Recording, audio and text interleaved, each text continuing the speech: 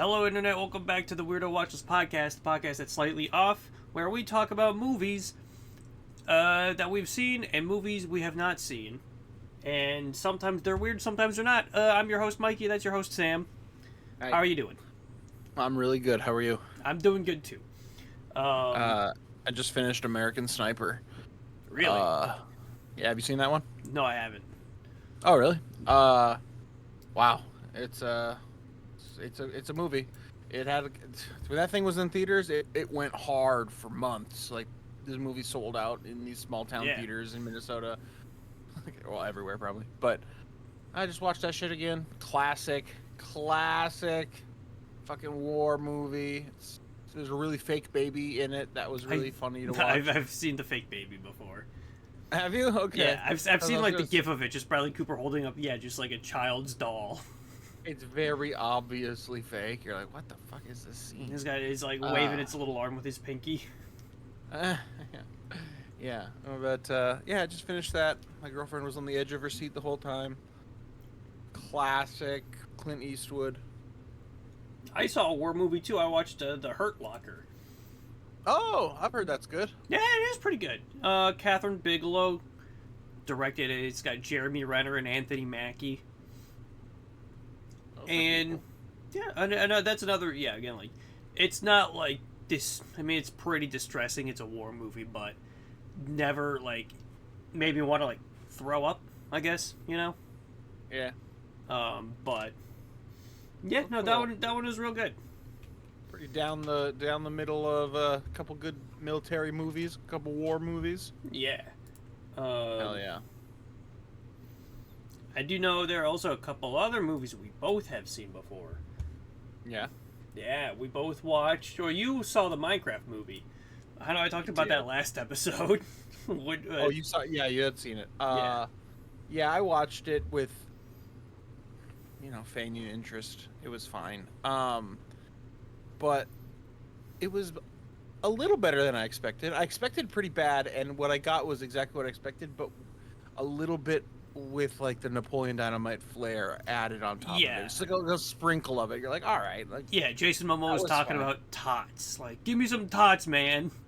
Yeah, what the fuck's up with the tots thing? I don't know. Can't call them tots. Two movies like that. I don't even actually think I've seen all of Nacho Libre. I know that one's Mexican, so there's probably no tater tots in it. Tortilla chips. Did you watch the crazy pirated version with the incomplete effects, or did you watch it with? It was effects? It was a ripped version for sure.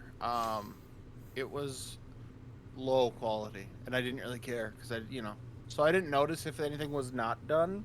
Okay. It felt like it was all done. It was just like a fucking screen recorded version or whatever. But yeah. It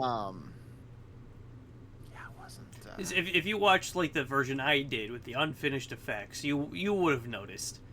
There's some like villagers, who are like in the same shot, like fully rendered, half rendered, and then just a guy like just standing there with like the villager body, but his head's poking out. They were unsettling. I hated them. There was a really funny joke that made me laugh a lot. Where Jennifer Coolidge is on a date with the villager, and the waiter comes up and asks, "Are you finished?" And Jennifer Coolidge says, "No, I think he's Swedish." I burst out laughing at that. Yeah, that was her bit was pretty funny. The fact that she was like falling in love with the villager, that was getting me every time. Every time it cut to that, it was making me laugh. But yeah, no, 2 out of 5. That's not great. Yeah, it's still whatever. The rest of it is still. I mean, I had fun watching it, but that's also just because like a morbid curiosity thing. Yeah. My girlfriend didn't know what to expect for the chicken jockey thing. Like, she had heard about it. She hadn't seen a single video, so she didn't know what the clip was like. And she's like, that was it? She expected, like, something big and exciting. I'm like, no. The spectacle was that then you do something in the theater. Like, the scene's not great. It's kind of the meme is that... It's Gen Z, Gen Alpha, like, post-ironic humor. Yeah. Where that clip blew up on TikTok, and everyone, like, hated it, but because everybody kept reposting it on TikTok and on Twitter, it caught on as a funny bit.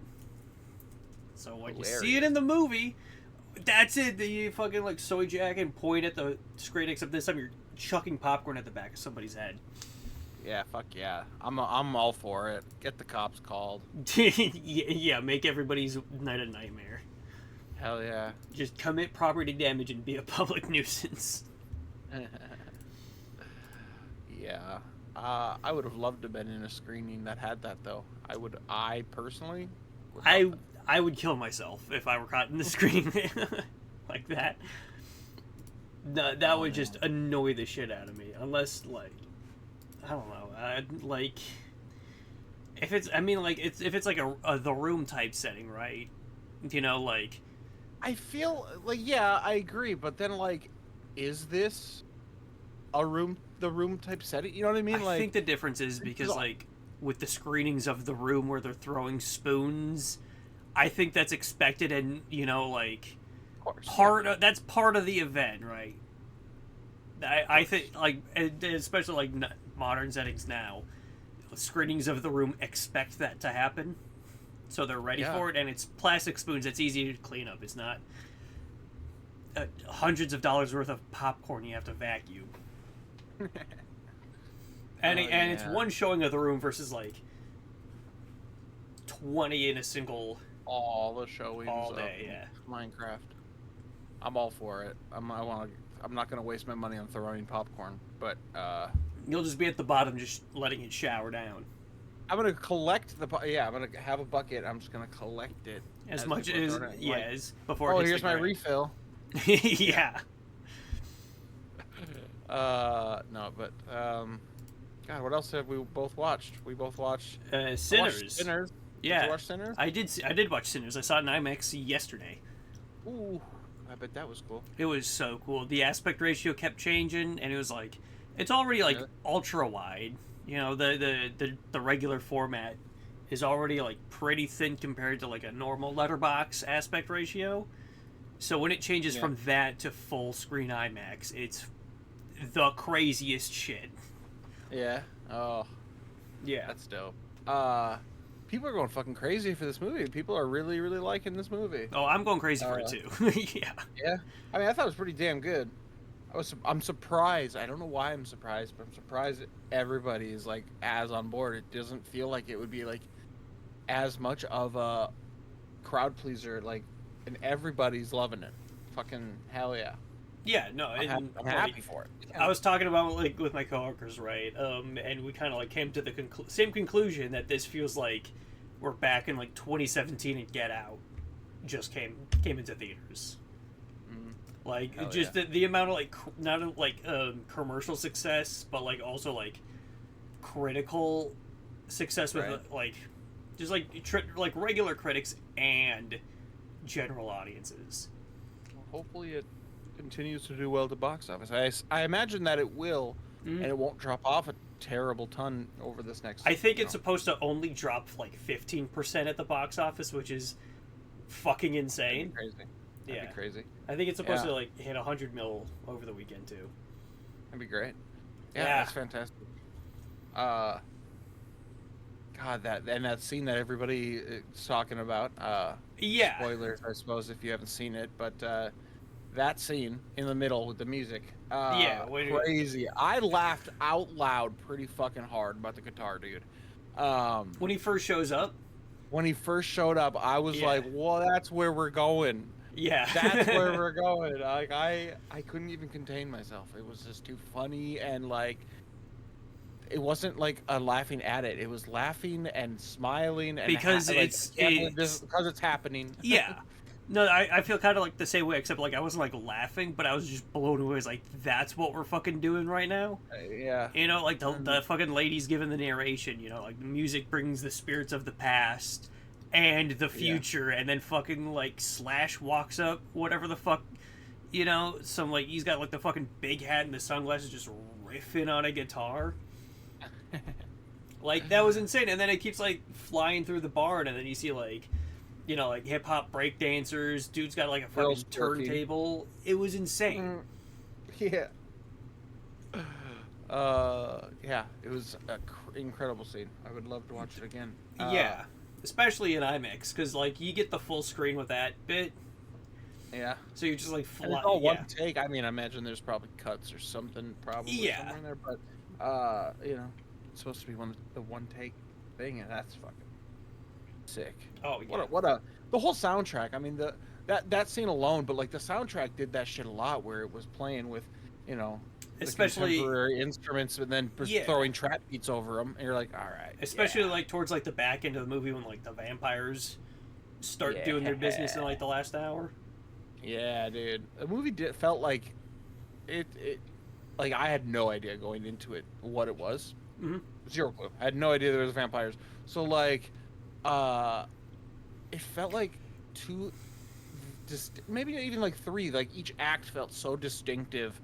All great. But like, it felt like for a while that the movie was just like a, hey, we're getting a party going movie, you know? And then like suddenly we're into a vampire thing in the third act, and you're like, this is full vampire now. Like I thought this was just gonna be some weird metaphorical like evil. No, it's just straight up vampires now. Yeah, it's just straight up. I mean, like I know like the first three vampires to show up are like white. So it's like, oh, it's just white people being evil, and then it's like, they twist it in like such a way too with Jack O'Connell being like, I'm Irish. I was also, you know, I'm also like fucking marginalized and oppressed. So I'm building a community by killing all of you. Yeah. So it's like like spins it in like such a unique way too. On top of again like also like all the vampire stuff in general just fucking kills too. It's so awesome. Yeah. Yeah, and the movie has a lot of humor in a lot of it. Yeah, especially when the vampires are trying to like just let me in, you know, it's like all you gotta do is just say I can come in. That's all I need. So just let me back in. It's like, Cornbread, you've been in and out all night. Fucking Cornbread, he was very funny. He was a great character. A couple of really great characters. What else do I have to say about it? Michael B. Jordan's in it twice. Twice, as the Smokestack twins, Smoke and Stack. Yeah. Yeah, he was alright. He was great. Handsome as ever. Yeah. Yeah, and he's like jacked too. Was that Ziegler girl in this movie? Ziegler? Was that her name? No, that's Haley Steinfeld. Steinfeld, that's who I'm thinking of. She was great. Yeah. That's what's her name. Miles Canton too, Seme. Yeah, main kid. Yeah. He was like with the guitar too. He can sing. He can actually sing. I just had seen a clip of him singing it live, and I'm like, oh wow, shit. Yeah, and this is like one and only acting credit too. Oh really? Yeah. That's awesome. He's got like third billing, and it's like an introducing tag too in the credits. Huh. It was insane. Sick. Good for him. I'm sure. Upright career ahead of you, my friend. If you're gonna get a big hit like this in the middle of. Yeah. I was gonna say summer, but it's not the middle of summer blockbuster. It's middle of spring blockbuster, buddy. Get ready for soaring to new heights. Yeah. I don't know. Yeah, I don't know like when he's gonna be picked up for another project. I mean, like again, like 2 weeks into like this movie's release, but I hope it's for like good shit and not getting swept up into like a fucking like Marvel movie or Amazon Prime TV show. Yeah, sure. Make the money, I guess. Make the money, I guess. You know, he can do what he wants, but I hope it's not for that.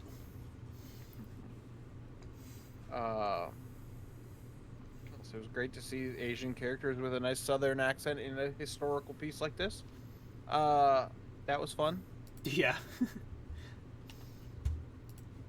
Trying to see what else. Oh yeah, that Grace Chow is the character's name. She was in Babylon too. I don't know if you've seen Babylon. I have not seen that. Oh, that's a good one. Long as fuck, but yeah, it's got pretty, divisive reviews. Yeah. Yeah, but a lot of people didn't like it. But people on Letterboxd love it. Well, maybe I like it. It's the guy who did La La Land. Yeah. Right? Yeah. Love that movie. Yeah, this feels like kind of like the anti-La La Land, where it's just Hollywood also just sucks, but look how fucking glamorous it is. Well, if it captures any of the same type of vibe and magic that created with La La Land, that shit fucking blew my mind, man. La La Land rocked. Oh, yeah. Yeah. I really like that one. Maybe I should watch Babylon soon. Was it 3 hours, you said? Yeah. But again, like, it's just one of those big, like, where, like, I don't know how to describe it, but, like, vibes movies where we're following characters around. Just like Gummo, basically. Yeah, just like Gummo. If you want to transition to Gummo, use this as an opportunity. We certainly can. I just, yeah. Wow. Was there anything else you watched you wanted to talk about before the movie of the week? I'll double check real quick, because I think it's just been like... I did go to the Trilon to see Passenger 57 with Wesley Snipes. Passenger 57? He's like a security advisor for like an airline company, but then he gets hijacked by evil dudes. It's basically Die Hard, but in the sky. That was fun. Okay. That sounds alright. Yeah. They had like on a 35mm print, but like the guy who like gets the prints for the Trilon said that like he like contacted like every person he knows with like film prints about like trying to get Passenger 57, and they all told him that film does not exist on print. It's just not no more. But then he found one copy of it and got it, and it was a pretty damn clean copy. It was saw history then. Yeah, witness history for a 90s action movie that would star Steven Seagal today. Wouldn't that be something? He's not still acting, is he? No, he's definitely acting, but it's all for like bargain bin Russian propaganda shit, I think. Yeah, sure. Fucking, that's crazy. I did watch a Steven Seagal movie once though, but like also from I think like 1992, the same year as Passenger 57. I think it's the same year, but that one's also a lot of fun because it's a younger Seagal where he still does stuff. He's still able to like run down a hallway and punch some dude instead of like, just like sitting down in a chair. I can't imagine that I've actually seen an entire Steven Seagal movie, but like I know what a Steven Seagal movie is. I understand what they are. The generic one anyway. So I don't really need to, I guess. But nor do I really want to. But maybe it'd be a good background movie. You're not missing a lot because they're all about Steven Seagal, former army guy, fucking shit up. Hell yeah. That's what they're all. That's all of them. I'm looking at his like Letterboxd page right now. It's all him, either with a gun or sunglasses on. Yeah. Sometimes both. I don't think there's like a real like actual movie in here. It is fascinating to look at. It's just all him, ready to kick ass. I don't know if I'm gonna go down this rabbit hole. Well, yeah, it doesn't seem like something I really would like to invest my time in. Especially as I'd imagine they start like blending together, like like all the Saw movies. Like you watch all those like quickly, it just like blend together. You don't remember what trap happens in what movie. I imagine that's the same with Steven Seagal. Right. Oh boy. Is there anything else you've seen before we move on? No, honestly. Have I been watching anything? Righteous Gemstones? No, I haven't even caught up with that. Oh my god. It's alright, I'm 2 episodes behind anyway. Yeah, no, I have not even caught the 4th episode or whatever it was. It may. I don't know when the finale is supposed to end, but I'll try and be caught up by that point. Yeah. Whenever the finale happens. Me too. I gotta remember that it exists. I never open. I don't know. I don't use HBO. Oh. But I never open the app that fucking tells me that there's uncut gems. Uncut gems. That's not what it's called. Righteous gemstones. Yeah, different type of jewel. Yeah, same shit, different day. Yeah. All right, you want to talk about the movie of the week, shall we? Let's talk about the movie of the week, shall we? Gummo. Yeah, so you Why is it called Gummo? I don't know. That's a good question.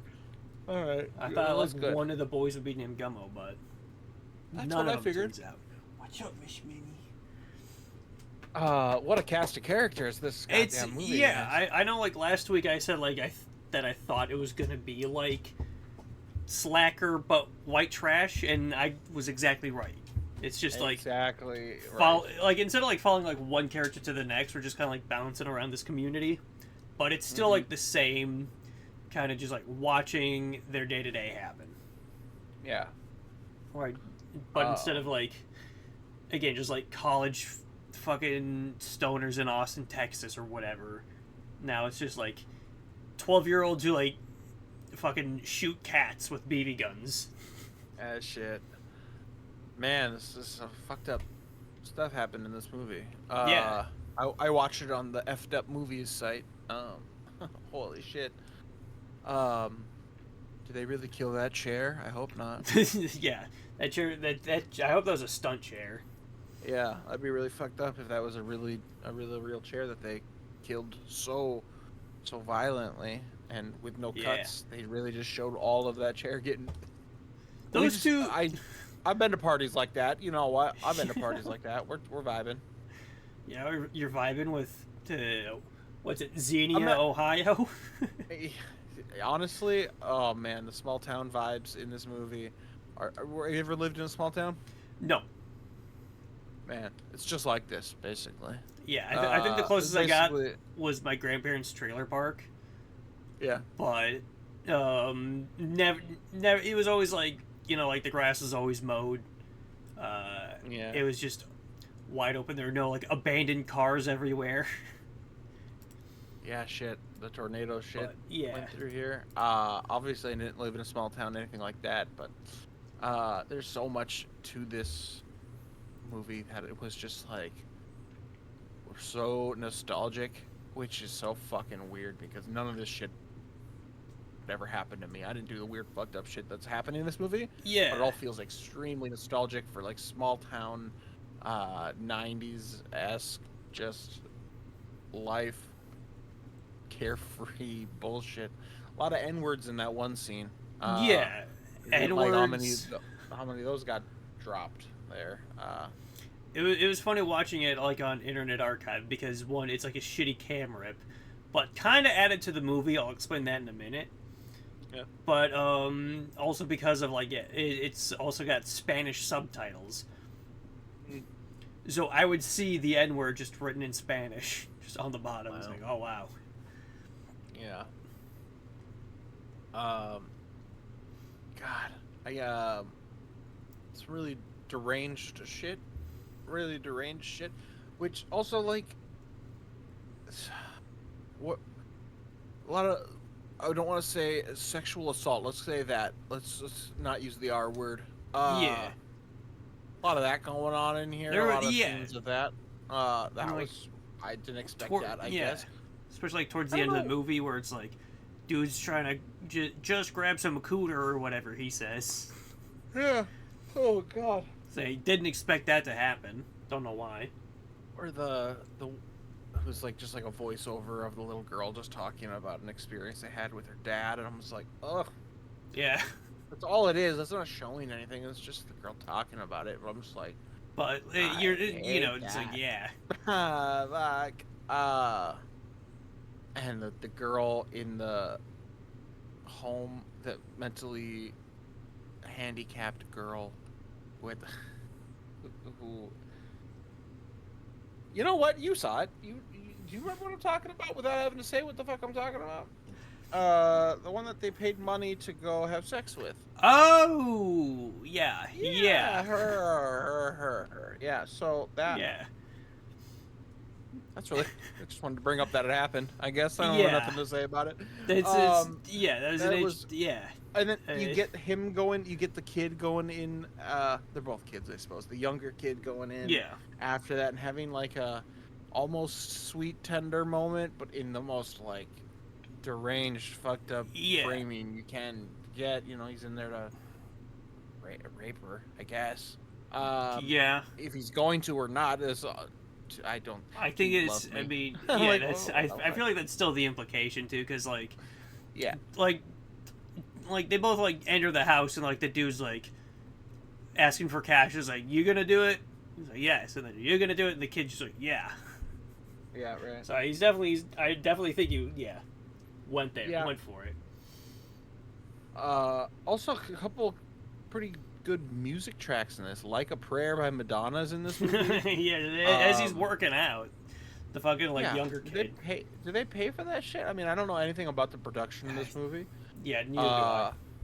But wow, that seems like the budget for the movie would be that song, and that's it. You know, and there's a couple big songs in it. That wasn't the only one. I can't remember the other ones that off the top of my head right now. But there's a couple big ass tracks in this movie. I really liked the editing. I really, really liked. Oh yeah, no, it's pretty like well paced too for again like a movie about just watching the day go by.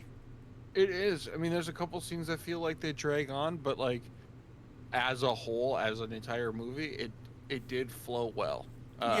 Like I would say, like that chair scene, it went on for too long, but like I was so okay with it. I sat through the whole thing, you know, happily. Yeah. Oh. The one thing I did not want, like none of the cat shit, none of the dead cat shit, none of that, like freaking out.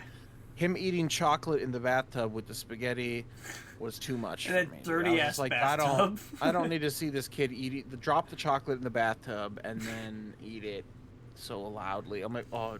He was gross, smacking on it. Yeah, that's like right at the end of the movie too. Yeah. I was like, Jesus Christ, that is. So they did a Criterion. Yeah, no, this guy released on Criterion like 3 months ago, I think. There's a 4K of it, and I think that's the movie's like first physical release too. Really? Yeah, because like it ran like through like the late '90s, and I'm sure it got like DVD releases and stuff like that. But I mean, I don't know how like well the movie is supposed to look. Because the version on Internet Archive is a cam rip, so it looks like it's shot on a shitty camcorder. And it's got like... And it's definitely like taped over, like somebody recorded the movie on like... What it's like old technology for me. Like, you know, like how your fucking like parents are like record game shows? What the fuck is that? What? They like your parents will like record TiVos. Yeah. It's like it looked like, I think so. Anyway, the version I watched like looked like somebody TiVo'd an HBO broadcast of this movie. Yeah. So but it added like shot on tape, documentary style, like somebody is just recording what's going on in this town. It really does feel like it feels like really authentic. Some of these people definitely aren't actors. I don't know if that for a fact, of course, but it sure feels like that. Yeah. I was surprised with some of the shit that they had. What I imagined were real mentally handicapped people. I'm thinking of one person very specifically in the movie where they just had them ramble on for a while, and I'm like, I don't think this person is acting by any means. I don't think this, if they are, give them an Oscar, but also like I think this is just watching this person ramble on for 5 minutes. There's that, and then there's like the two skinheads, I guess. where like they're brothers. Yeah, and like you're watching them like have like a tussle in the kitchen, and they're throwing like real punches at each other. Mm-hmm. Like that's not like choreography. They're just fucking like having a casual fist fight. Yeah. It looks brutal, but they're having a blast. So I'm like, I guess, you know, and really like it blends in these like home movie style like non-scripted things with which obviously like this movie was planned. I mean, it wasn't just gone out and shot in the town like it makes you feel like it was. Yeah, and you look at like look at the cast list too, and just like click on, like, most of these people have only ever been in Gummo, and that's it. Right.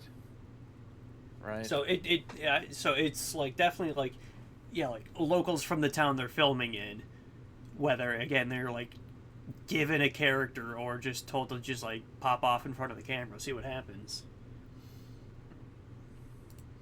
So yeah, it does feel like just like an authentic, just day in white trash America.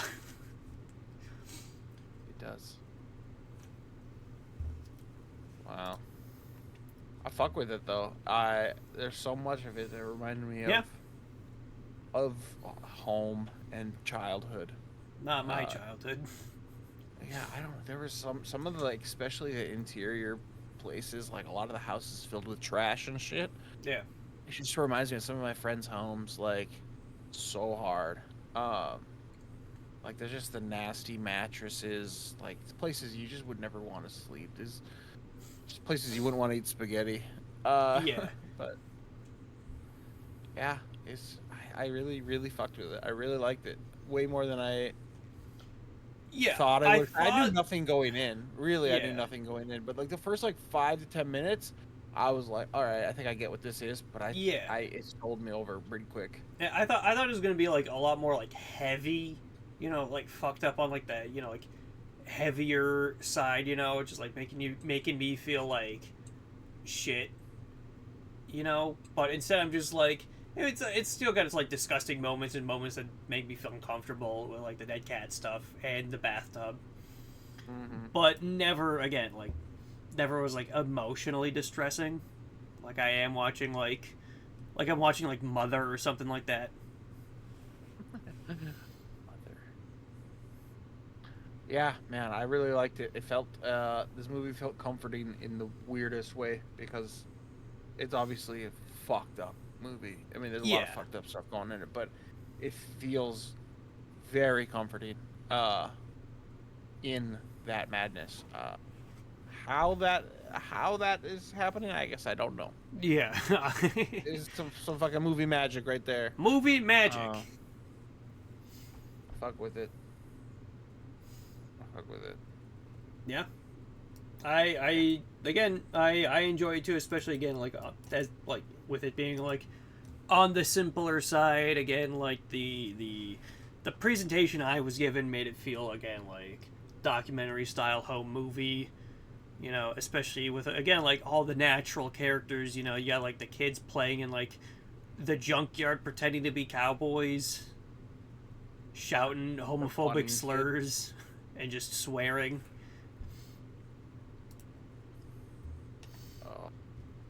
But I kind of want the Criterion just for the.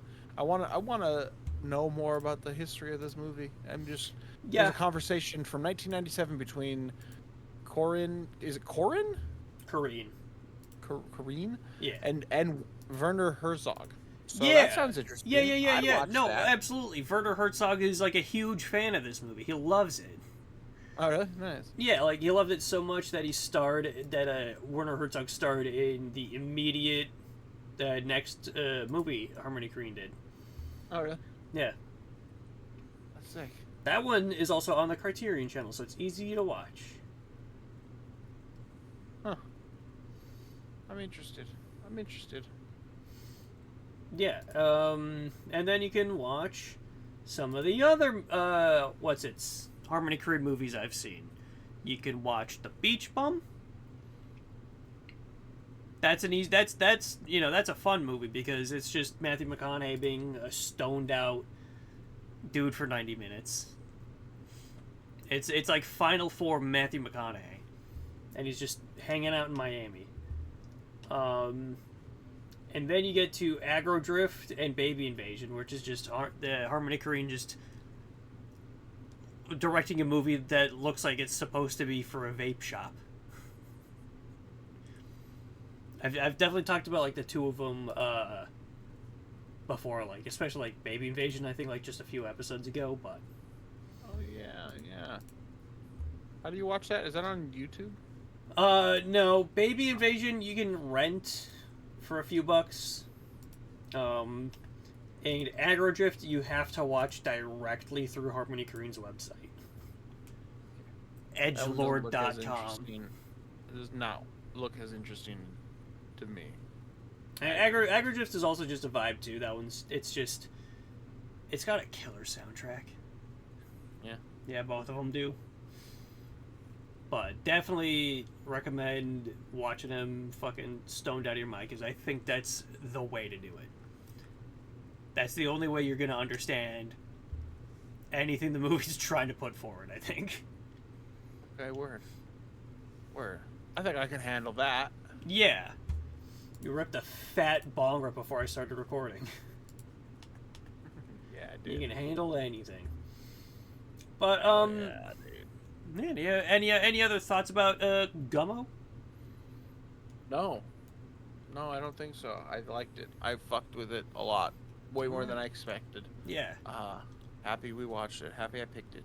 Yeah. How we feeling out of 10? Oh, boy. Weird movie to rate. Yeah. Because, like, I enjoyed it. I want to say it's, like, an 8 out of 10 for me, like, in enjoyment. But it's like, come on. Am I really going to... I don't know. Yeah, I'm going to say it's an 8 out of 10. 8 out of 10? My rating, right? Who cares? Yeah. I'm leaning 7 out of 10, but yeah, I also enjoyed it, like, quite a bit in a way, again, like I didn't expect. Yeah. Does it belong on the Weirdo Watchlist? Yep. I'd say so, yeah. You're watching, like, white trash America and kind of okay with it. I mean, I'm sure you'll draw a line with, like, the dead cat stuff, but... Yeah, I was more worried about the chair. Yeah, chair gets brutalized. Poor guy. Fuck that chair up. Fuck it up! Spit on it! Like put! Alright, yeah, the Huck Tour. So I guess that means I get to pick the movie. I gotta remember what it is. I remembered. I know I mentioned Richard Linklater earlier in the discussion of Gummo. And part of that kind of did influence what my pick is going to be. It's a movie I've seen before. Maybe you've seen it, but I want to watch A Scanner Darkly for next episode. Not seen it. Oh, all right. It's Richard Linklater. It's like rotoscoped animation, so like they filmed it and then drew over it. Oh. That's ugly. Yeah, it's got Keanu Reeves, Robert Downey Jr., Woody Harrelson, and Winona Ryder. Cool. Yeah, that's all the names I recognize. But yeah, undercover cop, and the not too distant future becomes involved with a dangerous new drug, and begins to lose his identity as a result.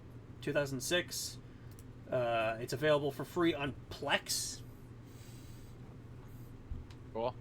And yeah, you can just pay for it on other sources too, I think. No, I don't. I don't own this. I thought I did. But yeah, I remember watching it, and it looks fucking. It's fucking like insane to look at. Yeah, it looks like it. Yeah. So all right, A Scanner Darkly for next episode. Do you have any final thoughts? No, I don't think so. All right. If that's the case, then that brings us to the end of the episode. All right. Well, let's watch some movies this week. I'm going to try to go to the theater. I'm going to try to go see Until Dawn. I'm gonna go see Demolition Man because that's at the Trilon. Demolition Man. On 35. Not a super rare print this time, but yeah. Well, shit, cool, man. Yeah. Well, we'll talk about it next week when we talk about A Scanner Darkly. A Scanner Darkly by Richard Linklater. Weird name. Yeah, I don't remember the context of it, but it's one I wanted to check out for like a while. I just never got to, so that's why I'm picking it. Oh yeah. All right. Well, thank you everybody for watching the Weirdo Watchlist Podcast. Be sure to watch more episodes, watch some more movies, because that's more important, and rate, share, comment, subscribe, do what you got to do, and we'll see you next episode. Goodbye.